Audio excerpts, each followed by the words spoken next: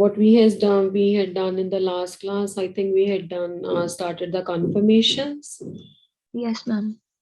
Confirmations may staggered and the eclipsed we had discussed in the case of the ethane. Yes, ma'am. देखो confirmations को ना एक और वे से रिप्रेजेंट कर सकते हैं. Your confirmations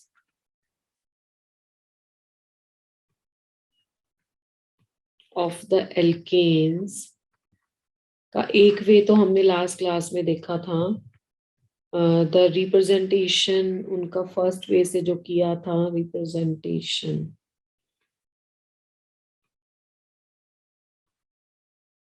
तो एक तो आपने किया था साहूर्स से, है ना. लास्ट क्लास में we had done the sawhorse projection formula.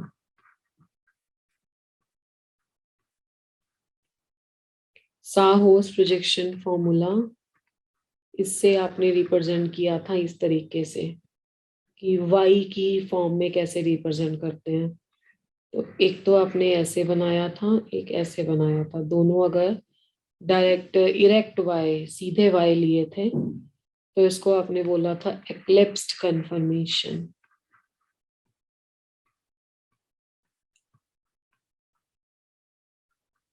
This I am talking about the ethane.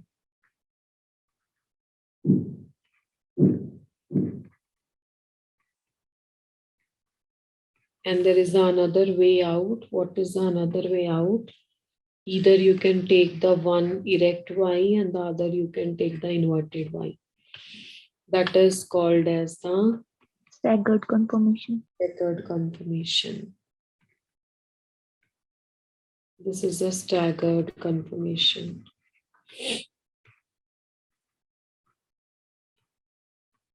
And out of the two confirmations I told you on that day, कि पहली बात तो ये एक दूसरे को रोटेट करके आप ऑब्टेन कर सकते हो. तो this one is called as along the Y axis. Y axis में ले सकते हैं एनर्जी प्रोफाइल और एक्स एक्सिस में ले सकते हो आप rotation along the CC bond. तो इससे आपके पास आ जाएगा कुछ इस तरह का ग्राफ, जिसमें मैंने आपको बोल बताया होगा. ये यहाँ पे आती है आपकी staggered confirmation,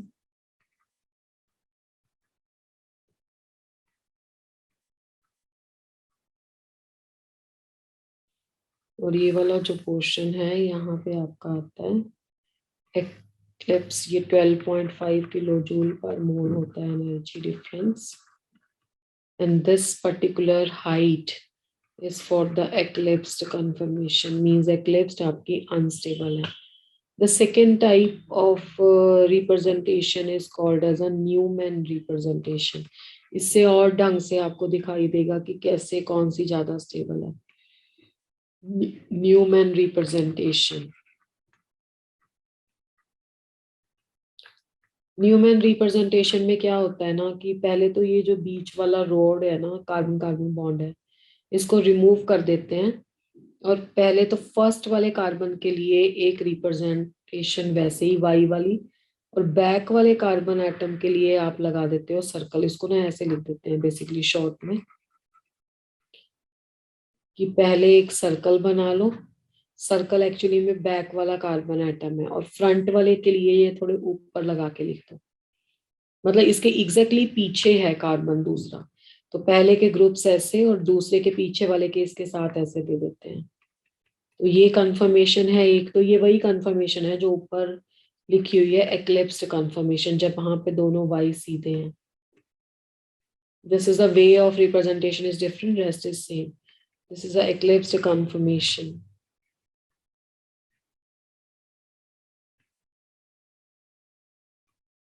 And the another way is कि one erect and one inverted. एक y ऐसे ले लो और एक y ऐसे ले लो. This is another way. यहाँ से तो आपको देख के ही पता लग रहा होगा कि इसके हाइड्रोजन ज्यादा डिस्टेंस पे है. And this is called as a staggered conformation. ये इसका staggered फॉर्म का न्यूमैन है, ये staggered का साहूर्स है. तो इस तरीके से भी आप इसको रिप्रेजेंट कर सकते हो. Is that clear? Yes, ma'am. अब देखो, we can take this example in the case of the butane or the propane also. Let me take the example of the N-butane. N-butane conformations.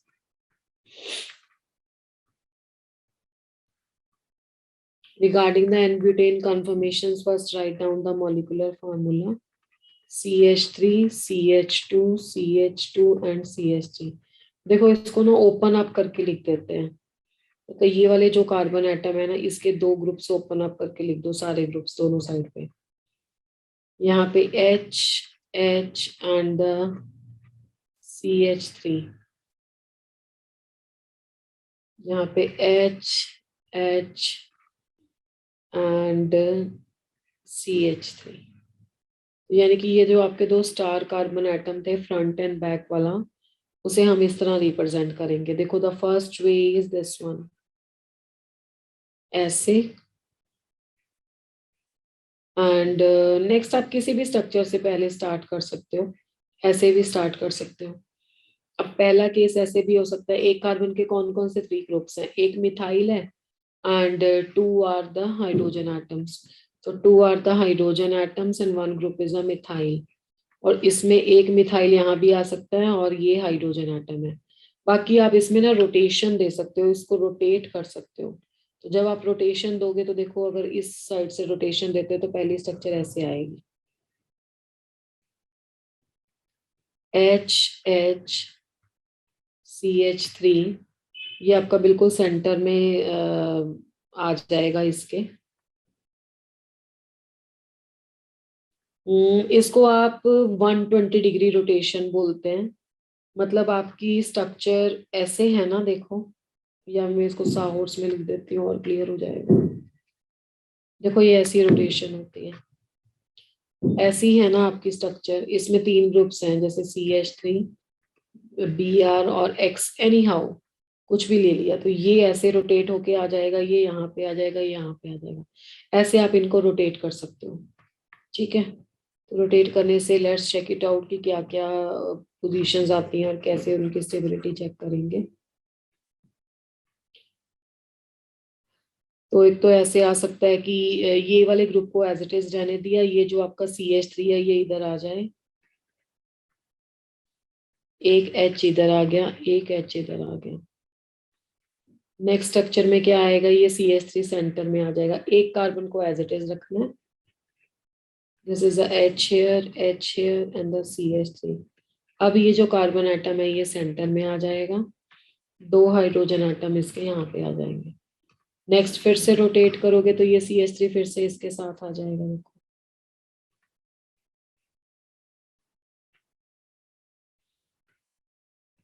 पहले जो fix group है एक carbon के वो सब लिख लो। तो ये CH3 यहाँ पे आ जाएगा, H यहाँ पे आ जाएगा और यहाँ पे ये H आ जाएगा। नेक्स्ट स्ट्रक्चर में फिर से ये CH3 सेंटर में आ जाएगा।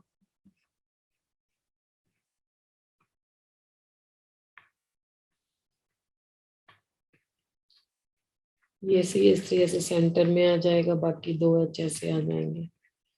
नेक्स्ट स्ट्रक्चर में फिर ये इसके पास आ जाएगा CH3, H and CH3, H and H। और नेक्स्ट स्ट्रक्चर में ये बिल्कुल पहले वाली स्ट्रक्चर बन जाएगी।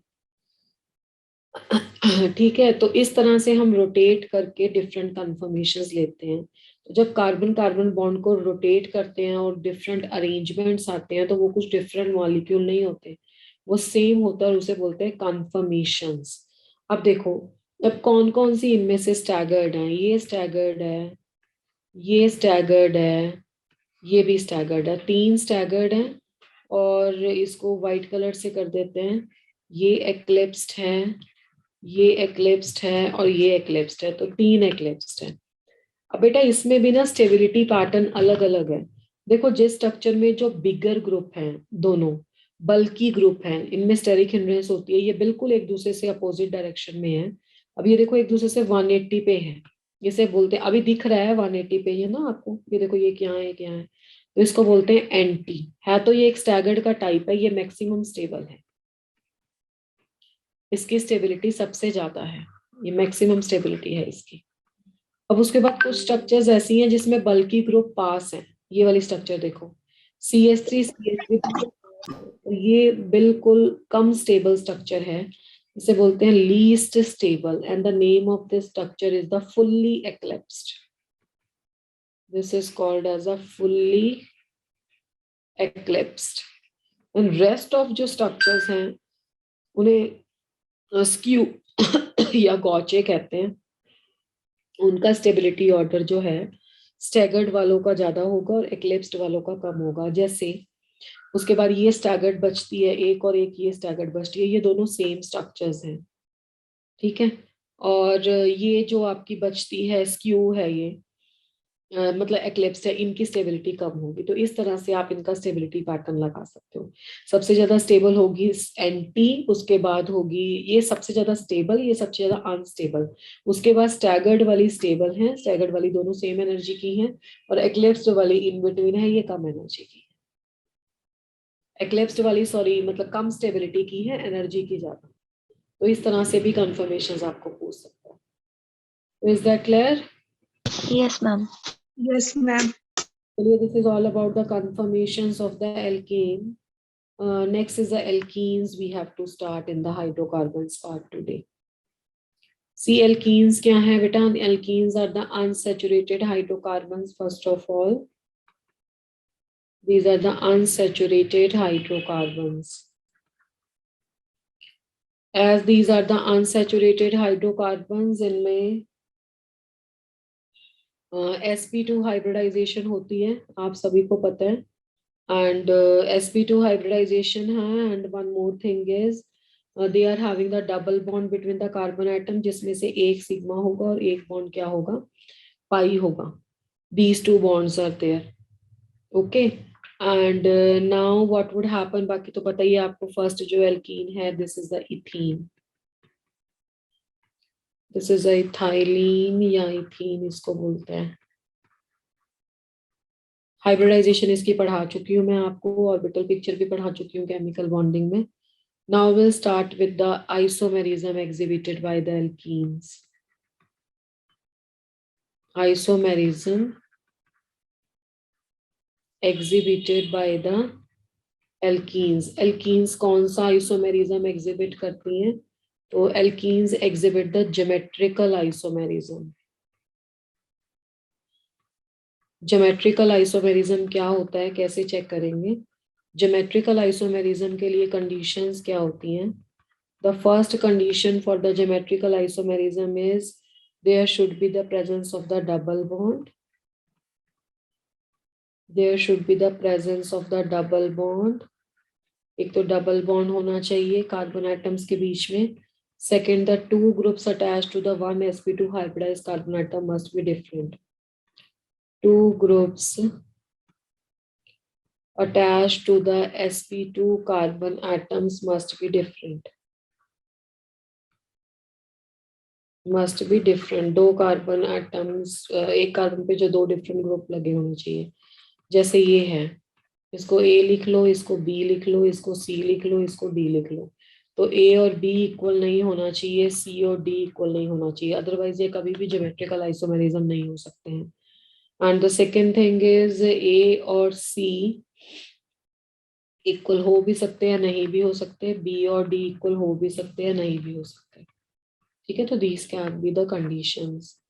बाकी इसकी जो दो कैटेगरी बनती हैं, everybody know there is a CH3 H and H. तो इस कैटेगरी को बोलते हैं इसमें, this is the example of the trans isomerism, and there can be this category, it is a CH3 H and H, and this is here the cis isomerism.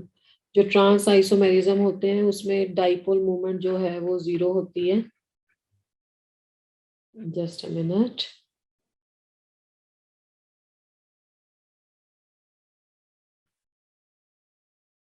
Yes, now it is okay. जो आपके trans होते हैं ना बेटा, उसमें dipole moment 0 होती है।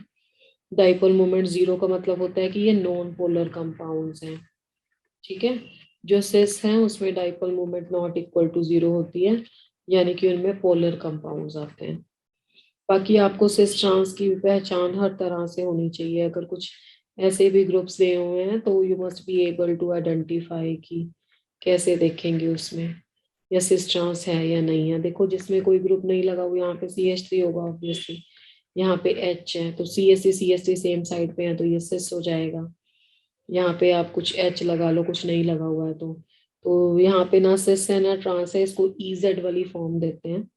जिसमें क्या होता है, एक कार्बन पे जो 2 ग्रुप लगे हैं उसमें आपको चेक करना होता है कि प्रायोरिटी किसकी ज्यादा है। इस कार्बन एटम, ये कार्बन एटम पे एक तो हाइड्रोजन लगा है और एक कार्बन लगा है, तो हाइड्रोजन का एटॉमिक नंबर कम है और इस ग्रुप का एटॉमिक नंबर ज्यादा होता है कार्बन का। तो यहाँ पे भी ये हायर है ये लोअर है, तो ऐसे प्रायोरिटी देके जहाँ पे हायर हायर सेम साइड पे आ जाता है तो उसको बोलते हैं Z और दूसरे वाले को E बोलते हैं। तो ये वाले 2 हाइड्रोजन एटम है, ये भी सिस में नहीं होंगे, ट्रांस में नहीं होंगे। तो this is a type of the isomerism. ये GOC का पार्ट है वैसे, ये जो हम बोल रहे हैं यहाँ पे, जो एल्कीन्स में आता है बेसिकली सिस एंड ट्रांस। तो इज दैट क्लियर? आप देख पाओगे इसमें से या ईजर? चलो मैं एक बार दोबारा बता देती हूँ। जैसे मैं ये बोल रही हूँ आपको कि अगर आपके पास डिफरेंट ग्रुप लगे हैं ना और आप सिस ट्रांस नहीं कर पा रहे हो, तो एक कार्बन पे जो 2 डिफरेंट ग्रुप लगे हैं उनको प्रायोरिटी दे दो। ब्रोमीन का एटॉमिक नंबर हाई होता है तो इसको हाई प्रायोरिटी जाएगी, क्लोरीन का कम होता है उसको लो प्रायोरिटी जाएगी, इसका एटॉमिक नंबर हाई होता है तो इसको हाई जाएगी, इसको लो जाएगी। अब हाई और हाई ऑपोजिट डायरेक्शन में है ना, हायर प्रायोरिटी वाले, तो इस कन्फर्मेशन को बोलते हैं ट्रांस। कन्फर्मेशन। ट्रांस नहीं है ये, ट्रांस बोलते हैं जब आपके सेम ग्रुप्स हो। ट्रांस वाली फॉर्म ही ई होती है और सिस वाली फॉर्म ही जेड होती है, ठीक है। तो this is how you have to represent. इस वीक में कौन सा टेस्ट है बेटा आपका संडे को? Which chapter's test is on this Sunday? Am I audible to your class, बेटा? मैम पुराने वाले चैप्टर्स हैं। ये वाला चैप्टर तो नहीं है ना? No ma'am. अच्छा अच्छा, फिर ठीक है। तो this is the cis and the trans isomerism that we have to find out. अच्छा, E और Z भी आपका सिस और ट्रांस का ही पार्ट है, बट उसको फिर वहां पे सिस नहीं बोलते हैं। जिसको आप सिस कैलकुलेट करते हो ना प्रायोरिटी वाइज, उसको फिर वहां पे बोलते हैं Z। जिसको ट्रांस कैलकुलेट करते हो प्रायोरिटी वाइज, उसको हम E बोलते हैं। चलिए उसके बाद है method of preparation of alkenes, main portion. Method of preparation of alkenes. हाँ जी, method of preparation of alkenes में will start from that the same manner as we have done for our alkenes. तो पहला method वैसे ही चलेंगे, from the unsaturated hydrocarbons. Unsaturated hydrocarbons का मतलब क्या हो गया, कैसे प्रिपेयर करेंगे इसको? एल्काइन से, है ना। खुद भी तो अनसैचुरेटेड है ना, फ्रॉम द एल्काइंस। अब एल्काइंस का जनरल फार्मूला बेटा CnH2n -2 होता है। यहाँ पे फर्स्ट एल्काइन मैंने ले लिया है CH ट्रिपल बॉन्ड CH। इसमें जब आप हाइड्रोजन की एडिशन करोगे that is called as a hydrogenation और द रिडक्शन। और इसमें क्या होता है कि मेटल को लेना होता है, निकल ले लो, प्लेटिनम ले लो, पैलेडियम ले लो, मतलब इसकी रिडक्शन करनी होती है। तो when you will perform the reduction, तो क्या हो जाएगा आपके पास, तो आंसर आ जाएगा दोनों साइड पे एक एक हाइड्रोजन इंट्रोड्यूस हो जाएगा और ट्रिपल बॉन्ड डबल बॉन्ड में कन्वर्ट हो जाएगा। तो ये तो सिंपल है। और इसको करना कैसे है, everybody knows that plus minus इसको कर लो, प्लस माइनस इसको कर लो और कॉम्बिनेशन बना दो नेगेटिव टू पॉजिटिव अटैक करके। अब इसमें थोड़ा सा कैटालिस्ट का भी रोल ध्यान में रखना है, जैसे this is a important one. ये बहुत सारी कन्वर्जेंस में यूज होगा, जिसको मैंने येलो कलर से स्टार मार्क किया। अगर आपके पास एल्काइंस में R ग्रुप प्रेजेंट है और आपने रिडक्शन किया metal in the liquid ammonia के साथ, इसको क्या पढ़ते हैं? मैंने सोडियम लिखा है पेपर में, इसकी जगह पे पोटाशियम भी आ सकता है। This is a metal in the liquid ammonia. तो always always remember, metal in the liquid ammonia से आंसर ट्रांस आएगा हमेशा। तो कई बार आपको जब ट्रांस एल्कीन चाहिए होती है या सिस एल्कीन चाहिए होती है, then you have to use the specific reagent, ठीक है। तो this is a very very important तो this is a trans alkene you are getting. And how you are getting the trans alkene? Trans alkene के लिए आपको metal in the liquid ammonia लिख लेना होता है. ठीक है. अगर इसी क्वेश्चन में आपको सिस चाहिए था तो आप पैलेडियम ले सकते हो. लेट अस से कि इसी रिएक्शन को ले लेते हैं. तो अगर आप इसमें इससे करोगे तो सिस प्रोडक्ट आएगा लेड वाले से.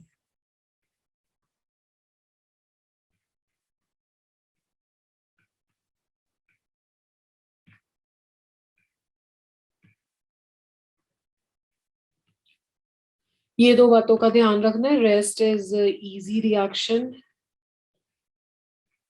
नेक्स्ट मेथड है second one, from the alkyl halide. From the alkyl halide, ये हमने जीओसी में क्वेश्चन किया हुआ है. इस रिएक्शन का नाम है beta dehydrohalogenation reaction. Beta dehydro halogenation reaction. Beta dehydrohalogenation में आप अप्लाई करोगे सिडजेफ रूल. ये भी हमने जीओसी में पढ़ा हुआ है.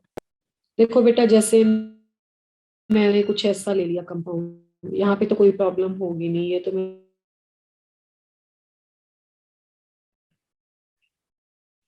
एक कार्बन पे 3 हाइड्रोजन लगा लिए और यहाँ पे एक ब्रोमीन लग गया और बाकी लग गए 2 हाइड्रोजन. तो अब क्या होगा, जिस कार्बन पे हाइड्रोजन लगा हुआ है उस कार्बन को ले लो अल्फा, उसके साथ वाले कार्बन को ले लो बीटा. और वेरी वेरी इंपॉर्टेंट, इसमें बेस होगा, मतलब एरो के ऊपर KOH होगा एल्कोहलिक फॉर्म में. KOH दोनों तरीके से एक्ट कर सकता है, न्यूक्लियोफाइल भी और बेस भी. तो एल्कोहलिक KOH का मतलब है कि ये बेस है. तो यहाँ पे एलिमिनेशन होगा. तो यहाँ पे ये बेस है जो एरो के ऊपर लिखा हुआ है, और बेस का मतलब है कि एलिमिनेशन होगा. अब एलिमिनेशन कैसे होता है? देखो, Br अपने इलेक्ट्रॉन लेके जाएगा, H अपने इलेक्ट्रॉन छोड़ के जाएगा और ये इलेक्ट्रॉन यहाँ पे फिट हो जाएंगे. K और Br माइनस हो जाएगा, H और OH कंबाइन करके वाटर दे देंगे. बाकी आपके पास बन जाएगा CH2 डबल बॉन्ड CH2 यानी कि एल्कीन. ठीक है, यानी कि इथीन. तो यहाँ पे तो मैंने आपके पास सेम ही एक ही बीटा ऑप्शन था, कोई चॉइस ही नहीं था, तो आप आराम से आपने प्रोडक्ट बना लिया. मतलब अल्फा पोजीशन से hydrogen and the beta position से आपका हाइड्रोजन जाएगा. That's why this reaction is called as a beta dehydrohalogenation reaction. Let us suppose कि आपके पास चॉइसेस हैं. आपके पास ऐसा ग्रुप है इस तरीके से, ऐसा है. तो यहाँ पे आपके पास 2 choices available for the beta selection. अगर अल्फा है तो ये भी बीटा हो सकता है और ये भी बीटा हो सकता है. 2 बीटा कैन बी देयर. तो फर्स्ट कैटेगरी में मैं फर्स्ट वाले बीटा से रिएक्शन कर लेती हूँ. लेट अस टेक, इन दोनों के हाइड्रोजन को डाउनवर्ड लिख लेते हैं.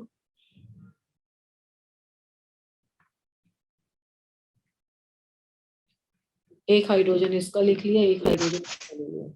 तो अगर आप HBr का माइनस करोगे यहां से, ये H लिया आपने बीटा डैश से, तो देखो Br यहाँ से जाएगा, H यहाँ से जाएगा और बॉन्ड यहाँ पे आ जाएगा. तो दैट वुड बी, ये CH2 होगा. Double, please be on mute. Anybody is not on mute. Please don't disturb. Be on mute. CH and CH2 CH3, तो ये प्रोडक्ट बनेगा. सेकेंड टाइम में येलो कलर से what we can take is, we can take minus of HBr, but this time Br will go from the beta position. तो यहाँ से अगर जाएगा तो बॉन्ड यहाँ पे आएगा. फिर तो आपका प्रोडक्ट बनेगा CH3 CH double bond CH and CH3. अब ये आपके पास प्रोडक्ट बन गया. अब इसको जब आप IUPAC नेमिंग देते हो तो ये 1 ब्यूटीन है और ये 2 ब्यूटीन है. तो जो आपका 2 ब्यूटीन प्रोडक्ट है ना वो इसमें आता है मेजर, और जो 1 ब्यूटीन प्रोडक्ट है ना वो आता है minor. Can anybody in the class tell why it is a minor and the other is a major product? Ma'am, because the major one is more substituted than the minor one.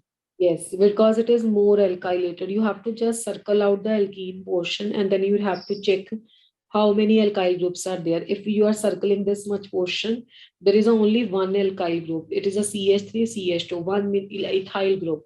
But if you take this one, there is a one and the two alkyl groups are there. So this is called as a Sadzeff product. Maximum alkylated is called as a Sadzeff product and the minimum alkylated is called as a Hoffman product. जो आपका Hoffmann है less एल्काइलेटेड है वो less stable होता है. तो this is how you have to proceed. तो यहाँ पे मैं आपको एक ऑर्डर ऑफ स्टेबिलिटी लिख देती हूँ. That would be of a great help in order to make the product. तो देखो Sadzeff product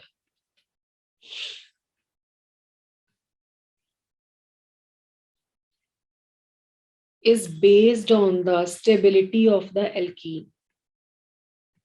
Based on the stability of the alkene. More substituted alkene, more will be its stability. More substituted alkene, more will be its stability. More will be its stability. Now let's check out for which is the most stable alkene. Most stable alkene is a tetra substituted. अगर यहाँ पे कहीं पे ऐसा product बन रहा है तो वो सबसे देखो जितना ज्यादा स्टेबल होगा प्रोडक्ट वो उतना जल्दी बनेगा और जितना जल्दी बनेगा उतना रिएक्शन फास्ट होगा. तो ये सबसे ज्यादा स्टेबल है. Then is a Cr2 double bond CHR.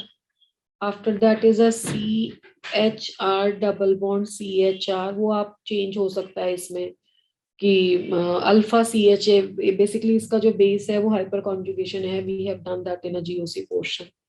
And then is a one alkyl group CHR double bond CH2 and then is a non-alkyl group that is a CH2 double bond CH2.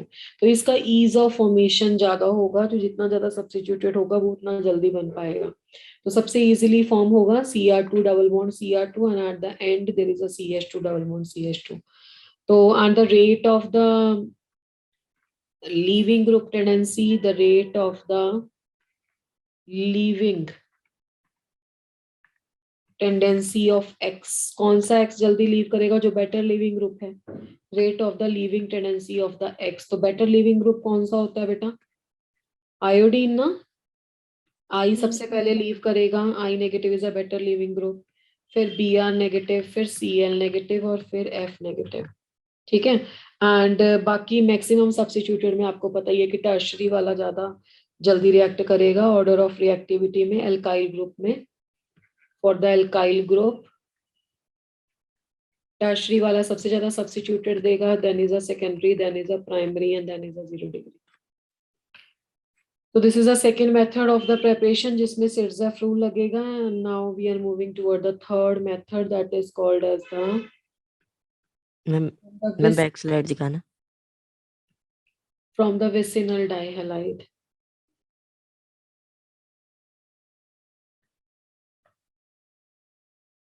then बेटा yes. from the vicinal dihalide. vicinal dihalide क्या होता है? देखो vicinal उसको बोलते हैं जहां पे एडजेसेंट कार्बन एटम पे सेम ग्रुप लगे हों. जैसे मेरे पास कुछ ऐसा है CH2Br CH2Br adjacent carbon atom पे सिमिलर ग्रुप लगे हैं तो इसको बोलते हैं विसिनल. डाई का मतलब हो गया 2 और हैलाइड का मतलब हो गया हैलोजन. अगर एक ही कार्बन पे दो सेम ग्रुप लगे हो ना लाइक ऐसे, चलो Br ले लो, तो इसको बोलते हैं जेम डाइहैलाइड. तो विसिनल डाइहैलाइड से आप रिएक्शन करोगे तो कैसे प्रोडक्ट आएगा? देखो विसिनल डाइहैलाइड में जिंक लगा दो और जिंक का सबको पता है कि ZnBr2 फॉर्म होता है. एक Br अपने इलेक्ट्रॉन लेके जाएगा, एक दे के जाएगा, Br plus negative plus minus जाएगा और वो जाके न्यूट्रल हो जाएगा. तो ZnBr2 तो खैर मैंने पहले लिख ही दिया है. तो अब बन जाएगा आपका alkene CH2 double bond CH2. So this is how you are going to prepare from the vicinal dihalide. Now the last method is the from the dehydration of alcohol, from the acidic dehydration of alcohol, from the acidic dehydration of alcohol. देखो dehydration of alcohol का मतलब होता है removal of water. Acidic dehydration of alcohol का मतलब होता है कि इन the presence of the acid you have to carry out this reaction. Let's check out for this reaction. Let us suppose I am having the ethanol.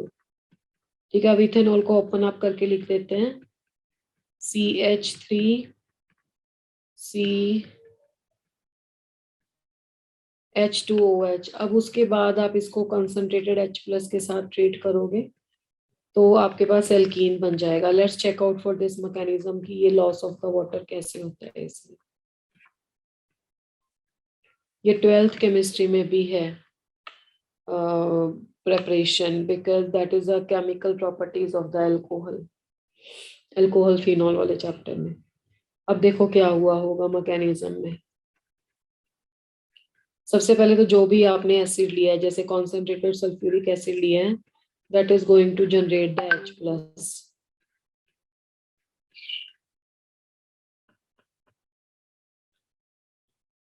उसके बाद होगा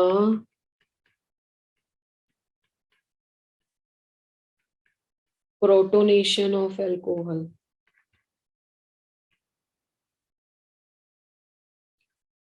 देखिए क्या देखना है पिछले वाली स्लाइड में.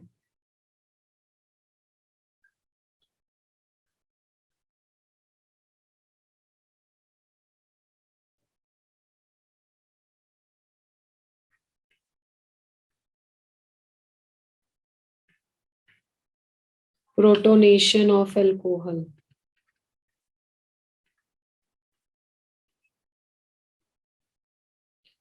Protonation of alcohol में H+ will attack on the lone pair of the electrons present on the oxygen. So this will be CH3 over here and CHH. This is a OH. यहाँ पे एक और H आ जाएगा with the pair of electron and the positive charge on it. तो इसे बोलते हैं protonated alcohol. पहला स्टेप है. प्रोटोनेटेड अल्कोहल जो है वो आपका अनस्टेबल है. And what is the reason behind the instability? Because oxygen is an electronegative element and there is a positive charge on the oxygen in this. तो next step में क्या होगा? Next step में there will be the loss of the water molecule, because the water again is a good living group. So there is a loss of the water molecule.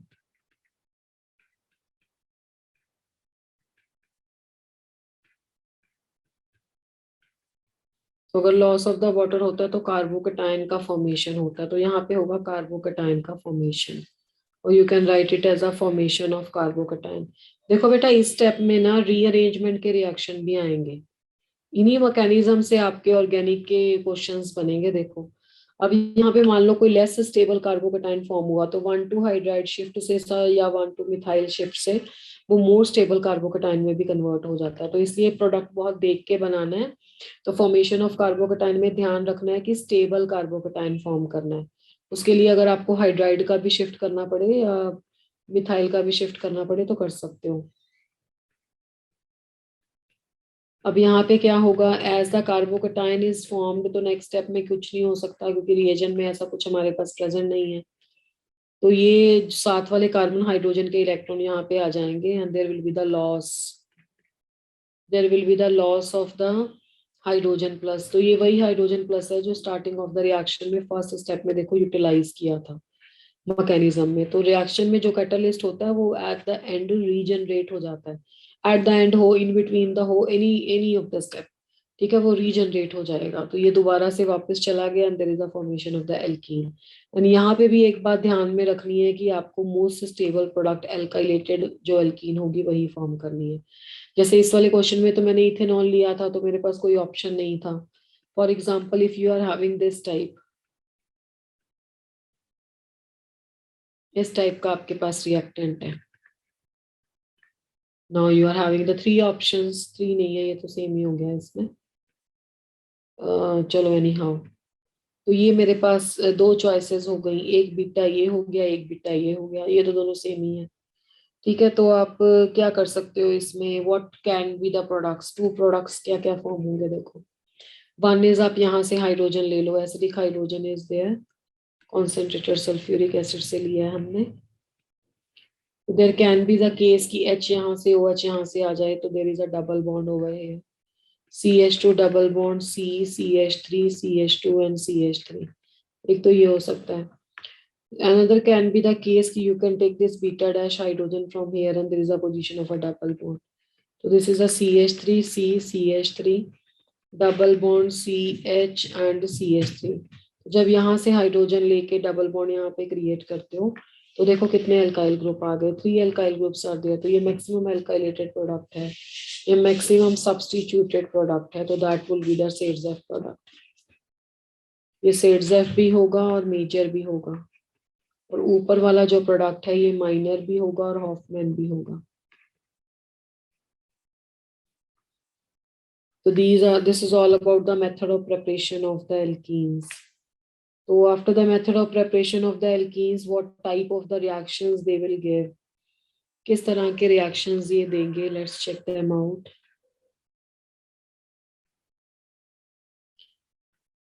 Chemical properties of the alkenes.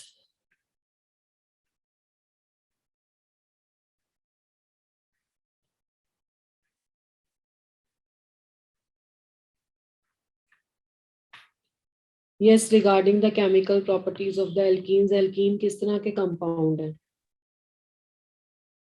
Alkenes are the unsaturated hydrocarbons. Non-polar.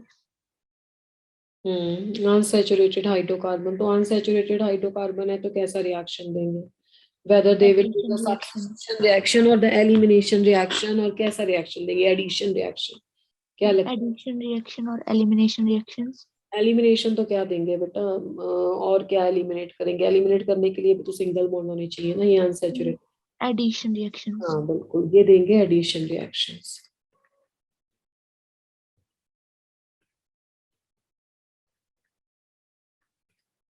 They undergo addition reactions. तो first reaction in the addition category is the reduction, आप ले सकते हो, या addition of hydrogen.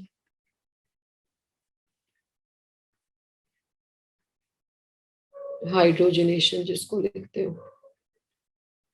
तो regarding the reduction और the hydrogenation कैसे explain करेंगे इसको, देखो रिगार्डिंग दिस रिएक्शन क्या होगा, पहले तो बिल्कुल अपोजिट प्रोसेस है जैसे इसको बनाया था ना। इसमें हाइड्रोजन अब ऐड कर दो, तो हाइड्रोजन ऐड कर दोगे रिडक्शन, तब भी निकल, प्लैटिनम, पैलेडियम, तो ये क्या बन जाएगा, एल्केन बन जाएगा, यानी कि सैचुरेटेड हाइड्रोकार्बन बन जाएगा, इथेन बन गया ये। एंड इसी तरीके से आपके पास हालोजनेशन भी हो सकती है। अब देखो इसका मैकेनिज्म मैं बता देती हूँ, ये साइक्लिक होता है। Cl2 का एडिशन किया कार्बन टेट्राक्लोराइड की प्रेजेंस में, तो CH2Cl एंड CH2Cl, तो ये आपका बन गया विसिनल डाइहैलाइड, अभी बनाए थे ना, यूज किए थे vicinal डाइहैलाइड्स। And one thing you have to remember over here कि this is a cyclic mechanism for this reaction. Cyclic mechanism, वो साइक्लिक मैकेनिज्म में कुछ नहीं है extra, means it is very easy. जैसे आपने कुछ ऐसा ले लिया CH2 double bond CH2 and plus Cl and Cl, तो Cl एंड Cl में late us suppose heterolytic fission होता है, ये पार्शियल नेगेटिव है, ये पार्शियल पॉजिटिव है, और इसने कुछ ऐसा इसके साथ कर लिया शिफ्टिंग, तो this is a partial negative partial positive. तो ये जो नेगेटिव है ये पॉजिटिव वाले कार्बन को लेगा, तो क्लोरीन को, पॉजिटिव वाले क्लोरीन को लेगा ना, तो 1 मिनट में यहाँ पे ऐसा कुछ अरेंजमेंट हो जाता है एक बार में। तो ये कुछ पार्शियल पॉजिटिव था यहाँ पे और ऐसे इसके साथ अटैच हो गया। तो अब क्या होता है, इस पॉजिटिव को ओवरकम करने के लिए ये बॉन्ड के इलेक्ट्रॉन यहाँ पे चले जाते हैं, तो this is a CH2 and the CH2Cl। अब यहाँ पे तो पॉजिटिव चार्ज का अटैक हुआ था, ये पॉजिटिव है, तो बाकी जो आपका नेगेटिवली चार्ज बना वो यहाँ पे अटैक कर देगा, तो इस तरह का कुछ मैकेनिज्म होता है इसका। क्लियर है बेटा? Yes, ma'am. चलो ये तो इजी था। खैर इसमें ना आयोडीन नहीं करना, क्योंकि पहले तो फ्लोरिनेशन भी नहीं करते हैं इसमें, और ब्रोमिनेशन क्लोरिनेशन चल जाएगा, आयोडीनेशन भी नहीं करना। क्यों? क्योंकि आयोडीन का साइज इतना बड़ा होता है कि दो बड़े बड़े आयोडीन एडजेसेंट कार्बन एटम्स पे जब लगते हैं ना, तो उसके बाद दोबारा आयोडीन रिमूव होके उसमें से डबल बॉन्ड क्रिएट हो जाता है। तो इसलिए इस रिएक्शन में आयोडीनेशन और फ्लोरिनेशन आप नहीं करोगे। लो जी, प्रीवियस स्लाइड देख लीजिए। उसके बाद करते हैं हम addition of the halogen acid, Done, ma'am. Hydrogen halide.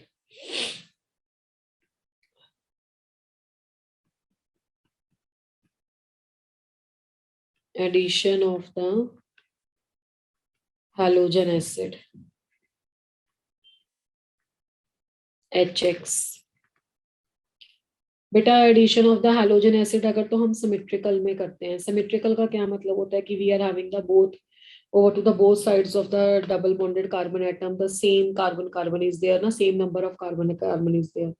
Double bond के दोनों साइड एक जैसे ग्रुप प्रेजेंट हैं, तो ये सिमेट्रिकल है। अगर आप इसमें हैलोजन एसिड का एडिशन करते हो HX का, तो व्हाट वुड बी देयर, कोई प्रॉब्लम नहीं है, किसी भी साइड किसी को शिफ्ट कर लो यहाँ पे। तो पार्शियल नेगेटिव पार्शियल पॉजिटिव, इसका तो आपको पता ही है, this is partial negative partial positive, negative to positive and negative to positive. तो this would be CH, positive करवाया तो यहाँ पे नेगेटिव लगाना पड़ेगा, CH2X and the CH3। तो इस तरह का प्रोडक्ट बन जाएगा। HX can be the HCl, HX can be the HBr, HX can be the HI, any of the thing you can use। But in the case you are having the unsymmetrical alkene like this type, ठीक है, this is an unsymmetrical alkene। Unsymmetrical again, why it is called? Because double bond के दोनों side पे not equal number of hydrogen atoms are there, और HX का इसमें attack करवाते हो तो यहाँ पे फॉलो होता है MR। MR का मतलब होता है मार्कोनिकॉफ रूल। मार्कोनिकॉफ रूल क्या कहता है? Markovnikov rule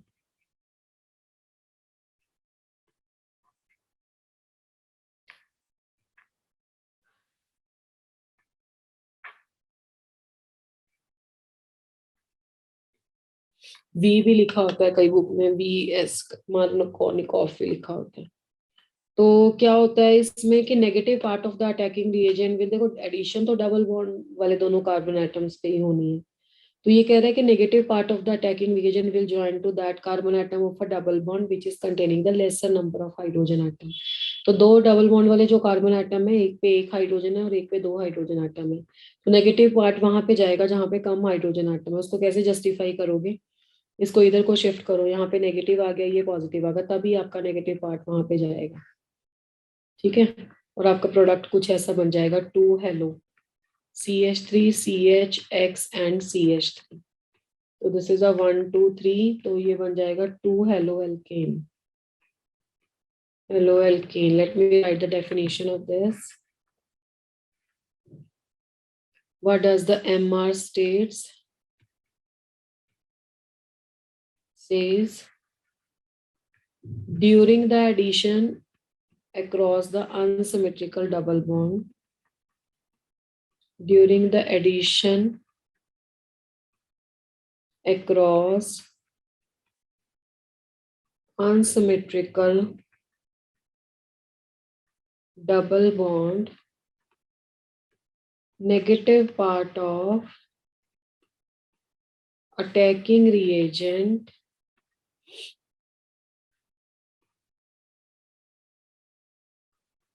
joins to that carbon atom of a double bond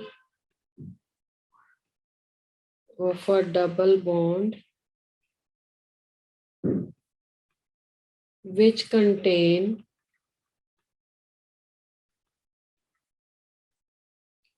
lesser number of hydrogen atoms।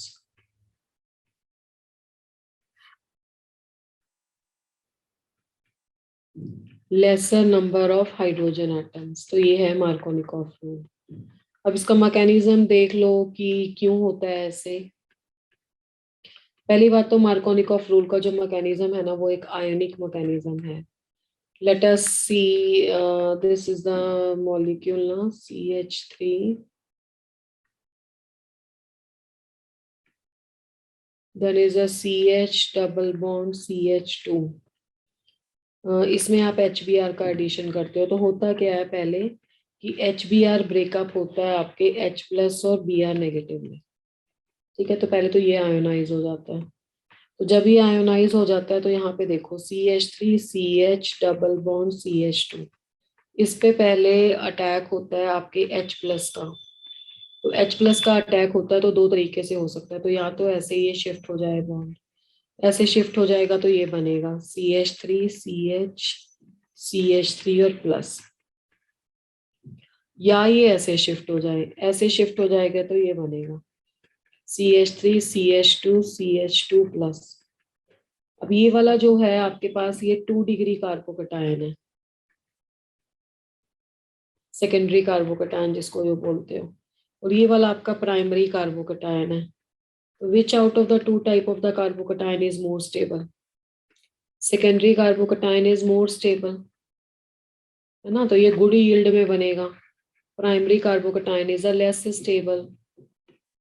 तो ये जो आपका मोर स्टेबल कार्बोकटायन है that is formed in the good yield, और उसके बाद जो Br नेगेटिव है आपका उसके साथ ये कंबाइन करेगा और ये बन जाएगा CH3 CH Br and CH3. तो दिस इज अ प्रोडक्ट. इसलिए ये आपका प्रोडक्ट आता है मेजर, क्योंकि ये मोर स्टेबल है और ये इसका इंटरमीडिएट ही मेजर बनता है. ये लेस स्टेबल है, ये माइनर बनता है, इसलिए इसका जो प्रोडक्ट भी बनेगा वो भी माइनर बनेगा. Is that clear? तो that means on the basis of the stability of the 2 degree carbocation over the 1 degree carbocation, we can say that this is a more stable product. Yes, ma'am. Yes, ma'am. Okay. Acha, now let's check it out. There is a one another rule related to this only, but there is some change in the reagent that is called as a anti-Markovnikov rule. That is the anti-Markovnikov's rule. Markovnikov's rule. Anti-Markovnikov's rule को ना peroxide effect भी बोलते हैं और खराश effect भी बोलते हैं. पेरोक्साइड इफेक्ट और the Kharasch effect. Now in this effect what would happen, देखो rest all the reaction is same. Unsymmetrical alkene लेंगे तो इसमें एक तो दो बातें याद रखना. पहला तो ये HBr की प्रेजेंस में ही होता है सिर्फ. पहले वाले में मार्कोनिकॉफ रूल में आप HCl HBr HI कुछ भी ले सकते हो. यहाँ पे सिर्फ आपको HBr लेना है. And second is that take place in the presence of the peroxide. above the arrow there is a peroxide. and one more thing, I am not going to write it down, I am only dictating it. तो जब आप recording भी सुनोगे तब भी पता लग जाएगा, अदरवाइज लिख लो कॉपी पे. अगर आपके पास HCl HBr प्रेजेंट है, sorry HCl HF HI present है, मतलब HBr को छोड़ के कुछ भी और प्रेजेंट है और एरो के ऊपर पेरोक्साइड लगा, तो फिर से मार्कोनिकॉफ रूल हो जाएगा. एंटी मार्कोनिकॉफ रूल नहीं होगा. एंटी मार्कोनिकॉफ रूल सिर्फ तभी होगा जब उस पे HBr है और पेरोक्साइड है. कोई और halogen acid anti Markovnikov rule का आंसर नहीं देगा यहाँ पे. बाकी वो आंसर है क्या, जो आपका आंसर था उससे रिवर्स प्रोडक्ट जाता है. यहाँ पे नेगेटिव जाएगा तो यहाँ पे H का अटैचमेंट होगा, मतलब यहाँ पे 1 ब्रोमोप्रोपेन आंसर आता है. CH3 CH2 CH2 Br, तो ये 1 ब्रोमोप्रोपेन इसका मेजर प्रोडक्ट आता है.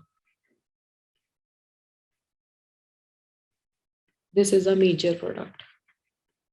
और आप इसको एक्सप्लेन कैसे करोगे? इसको एक्सप्लेन करने के लिए आपको पेरोक्साइड का मैकेनिज्म समझना पड़ेगा. और यहाँ पे मैकेनिज्म जाता है free radical mechanism.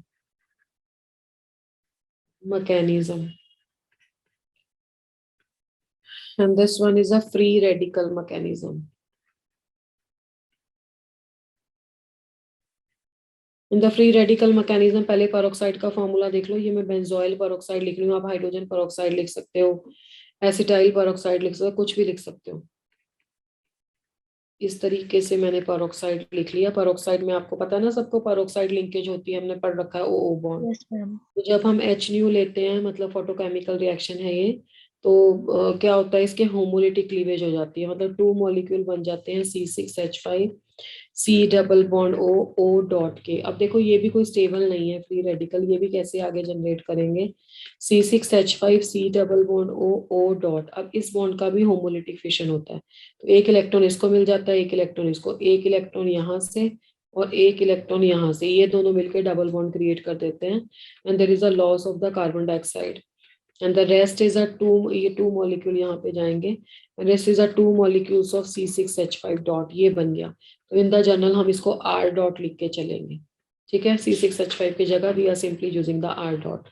Now see what happens in the next step. तो जो आपका एल्कीन था, unsymmetrical alkene CH3 CH double bond CH2, अब इस पे हमने HBr का एडिशन किया ना, तो जो आपका HBr था, HBr की क्या प्रॉपर्टी है कि जब वो R डॉट के साथ कंबाइन करता है तो वो भी फ्री रेडिकल में कन्वर्ट हो जाएगा, RH हो जाएगा और Br फ्री रेडिकल जनरेट हो जाएगा।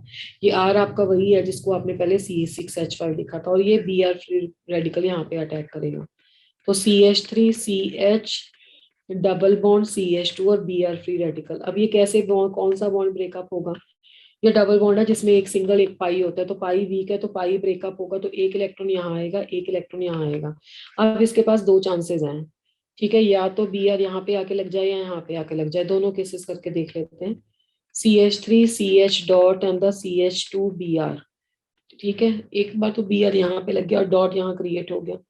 नेक्स्ट केस में क्या हो सकता है, CH3 CH Br यहाँ पे आके लग जाए और CH2 डॉट ये बन जाए। दीज आर द 2 चांसेस, जहाँ पे जो फ्री रेडिकल बना है वो 2 डिग्री फ्री रेडिकल है। This is a secondary free radical that is formed, और यहाँ पे कौन सा है, प्राइमरी फ्री रेडिकल फॉर्म्ड है। तो again you have to apply the same concept, secondary or the 2 degree free radical is the more stable free radical in comparison to the 1 degree, so this is a less stable free radical that would be formed in the good yield. Ma'am secondary ज्यादा stable क्यों है? बेटे hyper conjugation से इसके number of structures ज्यादा बनती है ना, जीओसी में पढ़ा था ना कि कार्बोकटायन और फ्री रेडिकल में जितनी ज्यादा मतलब आप ये देख लो कि इसके साथ के जो कार्बन एटम हैं उन पे अल्फा CH बॉन्ड ज्यादा है, तो हाइपर कॉन्जुगेशन से ज्यादा स्ट्रक्चर्स नहीं बनेंगी उसकी, that is Yes. on the basis of the stability of this, on the basis of the hyper conjugation, ठीक है।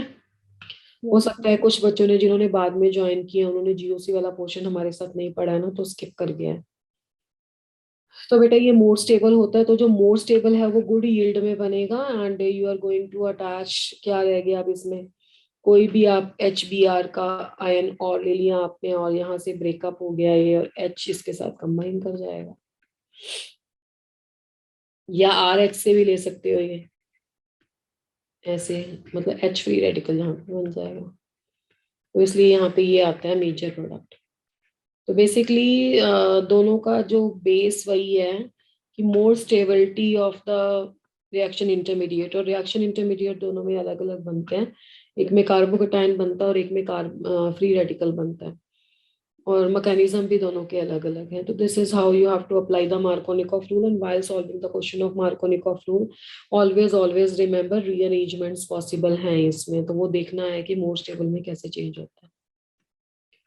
चलिए उसके बाद जो भी अब आप एडिशन करोगे, नॉट ओनली HCl या HBr हेलोजन एसिड के एडिशन, इवन वाटर की एडिशन भी जो आप करोगे that is on the basis of the Markovnikov rule only. Let's try out for that addition of water.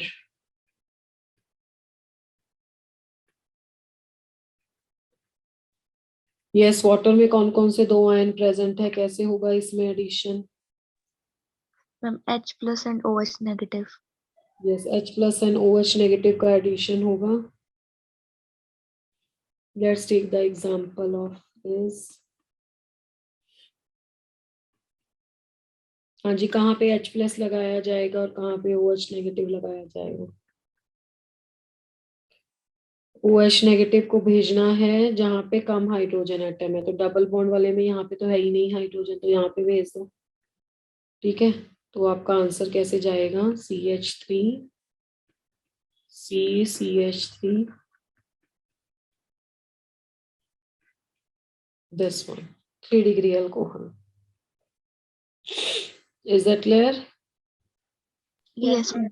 Yes, ma'am. Okay, next is the addition of the sulfuric acid. You can proceed in this also. Same mechanism, addition of the sulfuric acid. Sulphuric acid हो गया बेटा H2SO4। देखिए इसमें कैसे addition होता है।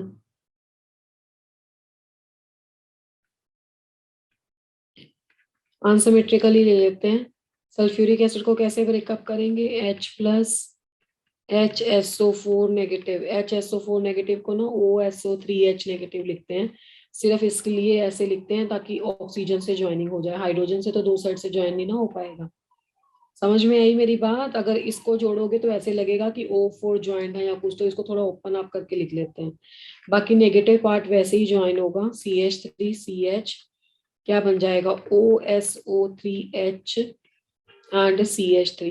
But होता क्या है ना कि ये बहुत बड़ा आयन है, इसको प्रोपाइल हाइड्रोजन सल्फाइड बोलते हैं, प्रोपाइल हाइड्रोजन सल्फाइड। अब ये बहुत बड़ा आयन है तो थोड़ी ज्यादा वाटर प्रेजेंट हो तो दोबारा से जनरेट हो जाता है, वाटर का ही एडिशन हो जाता है, सल्फ्यूरिक एसिड रीजनरेट हो जाता है, यहाँ पे OH ही लग जाता है।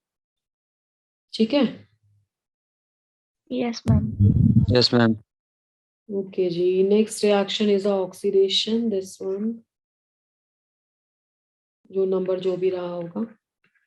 ऑक्सीडेशन, देखो ऑक्सीडेशन इसमें बहुत सारे स्टेप्स में होती है। पहला तो इसमें ऑक्सीडेशन है जैसे डाइल्यूट की MnO4 की प्रेजेंस में, जो कि एक स्ट्रॉन्ग ऑक्सीडाइजिंग एजेंट है, तब क्या होता है, इसमें डिफरेंट डिफरेंट प्रोडक्ट बनते हैं डिपेंडिंग अपॉन कि MnO4 कैसा है और डबल बॉन्ड कैसा है। अगर तो ये है ऐसा सिमेट्रिकल डबल बॉन्ड, तो वाटर यहाँ पे ना बेटा नेसेंट ऑक्सीजन लिखते हैं, इसको क्या पढ़ते हैं, नेसेंट ऑक्सीजन। नेसेंट ऑक्सीजन अगर आपको नहीं समझ में आता है तो इसको एटॉमिक ऑक्सीजन याद रखो। अगर आपको थोड़ा बहुत याद हो तो जब हम KMnO4 का रिएक्शन लिखते थे तो KMnO4 नेसेंट ऑक्सीजन जनरेट करता था ना, that's why it is acting as oxidising agent. उस नेसेंट ऑक्सीजन को आप सल्फाइड को सल्फेट, फेरस को फेरिक ऐसे ऑक्सीडाइज करने में यूज करते थे। याद है या नहीं, नहीं याद है, चलो कोई बात नहीं। जब भी KMnO4 का रिएक्शन हो तो ये नेसेंट ऑक्सीजन देता है, atomic oxygen, and this is very very reactive. जब वाटर के साथ इसको रिएक्ट करेंगे तो दो OH OH ग्रुप हो जाएंगे, तो यहाँ पे फॉर्मेशन होता है ग्लाइकोल का, सिंपल इथीन में। कन्वर्जन पॉइंट ऑफ व्यू से भी ये याद रखना है, इथाइलिन ग्लाइकोल। सेकेंड है, अगर हमारे पास अनसिमेट्रिकल हुआ CH3CH double bond CH2 and H2O and oxygen, in the case of unsymmetrical alkene तब भी यही प्रोडक्ट फॉर्म होता है डाइल्यूट KMnO4 के प्रेजेंस में, एडजेसेंट कार्बन एटम पे लग जाएगा OH ग्रुप, तो CHOH is here and the CH2OH is here and this is called as a propylene glycol। Propylene glycol इसका IUPAC नेम नहीं है, कॉमन नेम है। IUPAC में आप प्रोपेन 1,2 डायोल लिख सकते हो। अगर यही एसिडिक कंडीशंस में रहा, जैसे CH3 ऐसे ले लिया मैंने अनसिमेट्रिकल, और KMnO4 को डाइल्यूट नहीं एसिडिक कंडीशंस में ले लिया, तो उस केस में क्या होता है, जहां पे डबल बॉन्ड है ना वहां से ब्रेकअप होके ऑक्सीजन लग जाएगा, यानी कि एक आपका बन जाएगा प्रोपेनॉन एसीटोन, बाकी कार्बन डाइऑक्साइड एंड वाटर निकल जाएंगे, जितने भी कार्बन उधर हुए, यहाँ पे तो एक था, जितने भी हुए वहां पे ये फॉर्म हो जाएगा।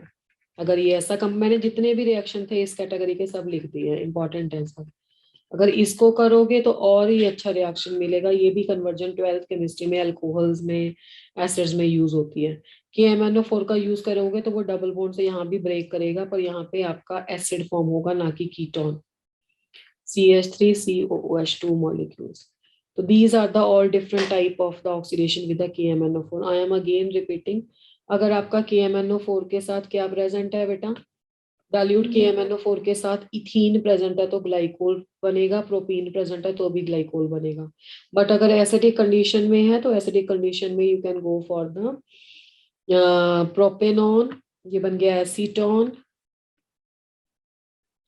अगर आपके पास ये है और ये बन गया acetic acid. Next reaction is a most important reaction of this chapter. Ozonolysis.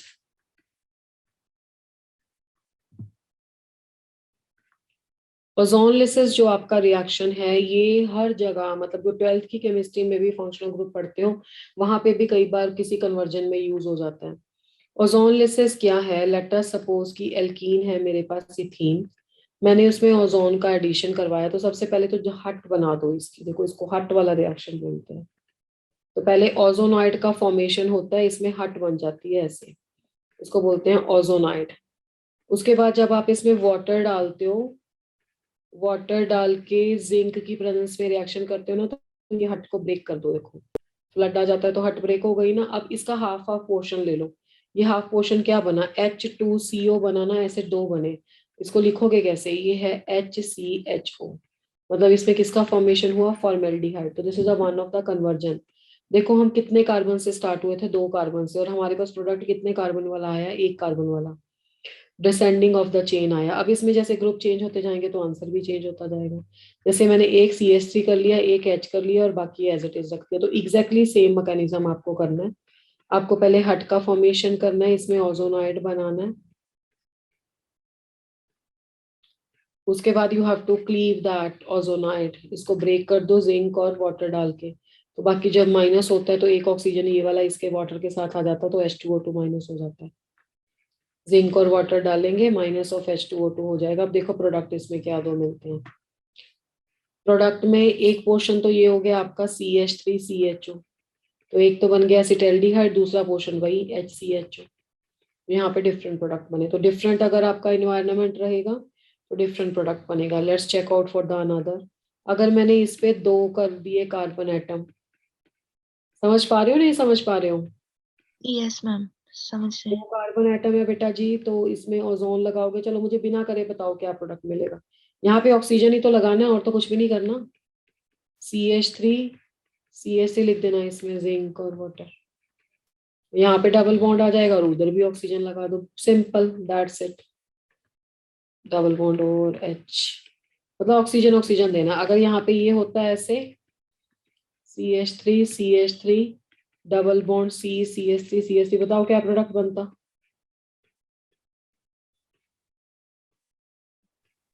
Same product बनता है, एसीटोन 2 मोल Yes, ma'am. ना, ये एसीटोन बन जाता है 2 मोल। So this is how you have to carry out the ozonolysis. After the reaction of ozonolysis, there is a one last reaction pending that is called as a polymerization. After that, the alkenes is complete. Next reaction is a polymerization. Polymerisation reaction में क्या होता है बेटा? Polymerisation reaction में देखो, वैसे तो polymer आपको पूरा चैप्टर ही है। ये आपके पास इथीन है, एन मॉलिक्यूल इसके लोगे तो वैसे पॉलीमराइजेशन में आप पढ़ोगे, इसमें डिफरेंट डिफरेंट रिएक्शन कंडीशन में डिफरेंट प्रोडक्ट बनता है, पता है ना? High density polythene and low density polythene बनता है। तो ये बन जाएगा CH2 सिंगल बॉन्ड CH2, इसको ऐसे करके लिख लो, N लगा लो, तो ये बन गया polythene. You know this thing or not? Yes, ma'am. Yes, ma'am. Yes, ma'am. Suppose कि विनाइल क्लोराइड ले लिया, ये पॉलीमर चैप्टर में भी है बेटा। अगर डबल बॉन्ड वाले कार्बन पे Cl लगा हो ना, ये N ले लो, तो इसे बोलते हैं विनाइल क्लोराइड।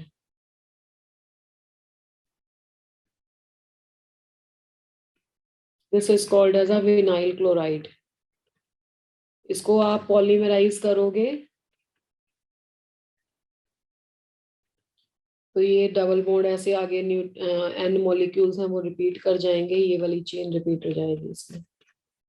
तो इसको बोलते हैं पॉलीविनाइल क्लोराइड, जिसको PVC से लिखते हो, जिसके स्विचेस बनते हैं। This is a polymerization. With this, your alkenes is a complete, and I think हमने वहां पे alkyne भी लिखा है, तो alkyne तो आज नहीं हो पाया क्योंकि वो वाला पोर्शन पेंडिंग था ना। Let me check out for that. alkynes इसमें से हटा देती हूँ, alkenes ही हुआ है आज आपका। तो क्लियर है बेटा? Yes, ma'am. Yes, ma'am. अब आपसे कुछ क्वेश्चंस लेते हैं इसके।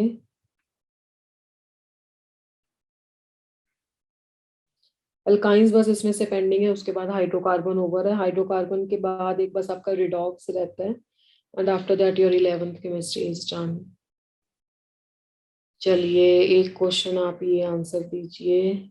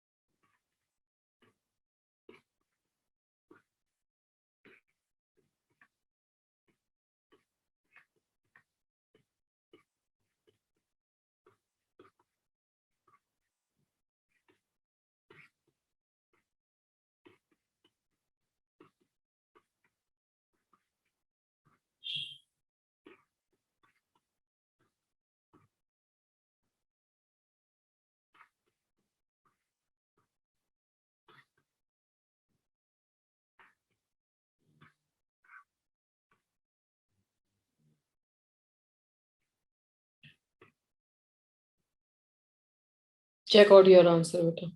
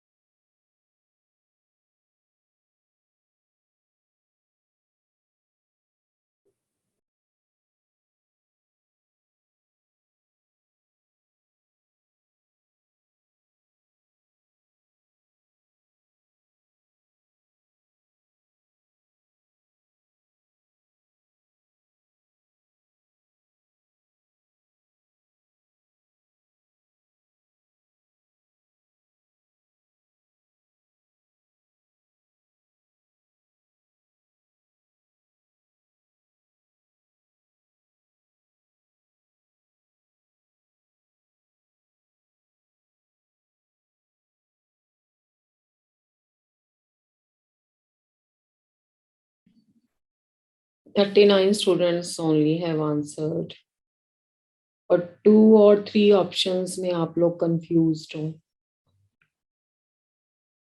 14, 16.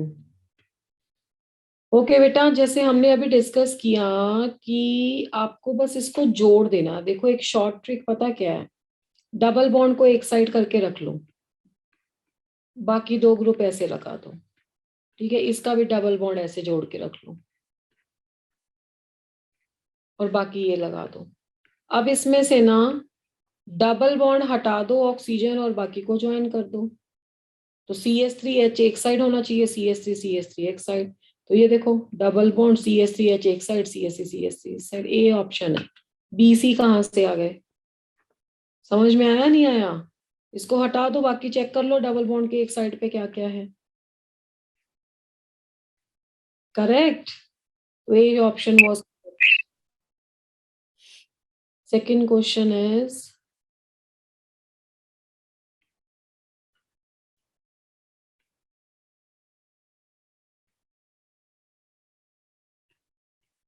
बताना है कि इन दोनों में इनमें से कौन सा ज्योमेट्रिकल आइसोमेरिज्म एग्जिबिट करता है। तो A option is this,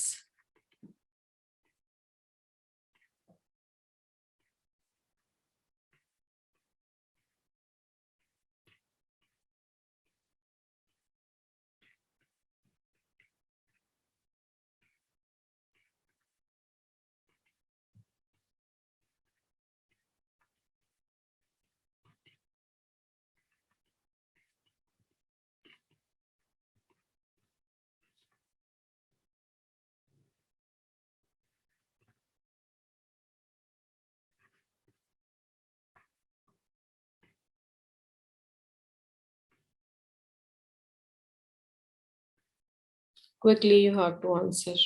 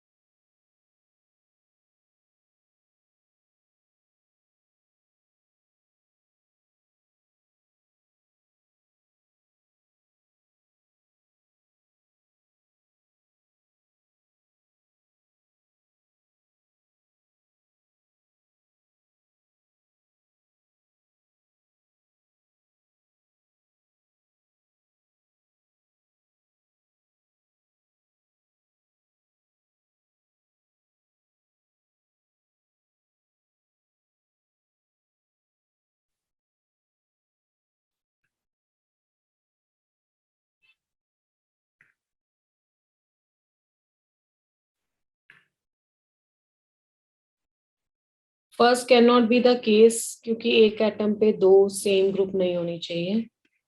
C can not be the case, क्योंकि इसमें डबल बॉन्ड नहीं है। D can not be the case, इसमें भी एक एटम पे दो सेम ग्रुप है।